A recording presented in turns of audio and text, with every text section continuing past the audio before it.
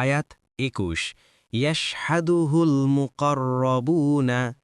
অনুবাদ: আল্লাহর সান্নিধ্য প্রাপ্তরাই তা অবলোকন করে। তাফসির ১ নং ফুটনোটের বিবরণ। ইয়াশহাদু শব্দটি শুহুদ থেকে উদ্ভূত। শুহুদের এক অর্থ প্রত্যক্ষ করা, তত্ত্বাবধান করা। তখন আয়াতের উদ্দেশ্য হবে এই যে সৎকর্মশীলদের আমলনামার প্রতি আসমানের নৈকট্যপ্রাপ্ত ফেরেশতাগণ দেখবে, অর্থাৎ তত্ত্বাবধান ও হেফাজত করবে। ইবনু কাসির। তাছাড়া শুহুদের আরেক অর্থ উপস্থিত হওয়া।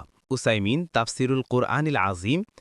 তখন ইয়াশহাদু সর্বনাম দ্বারা ইল্লিয়ুন বোঝানো হবে, আর এর অর্থ হবে প্রতি আসমানের নৈকট্যপ্রাপ্তগণ সেখানে হাজির হবেন এবং সেটাকে হেফাজত করবেন, কেননা এটা নেক আমলকারীর জন্য জাহান্নাম থেকে নিরাপত্তাপত্র এবং জান্নাতে যাওয়ার সফলতার গ্যারান্টি। আয়েসারুত তাফসির।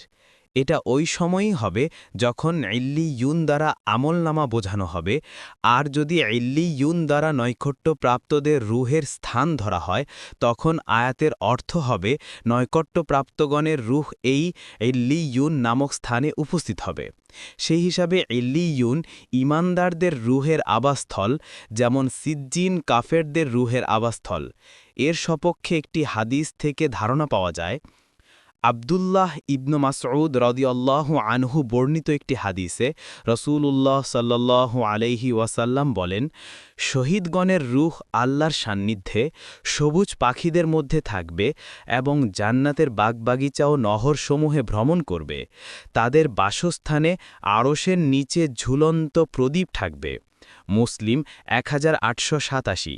এ থেকে বোঝা গেল যে শহীদগণের রূহ আরশের নিচে থাকবে এবং জান্নাতে ভ্রমণ করতে পারবে।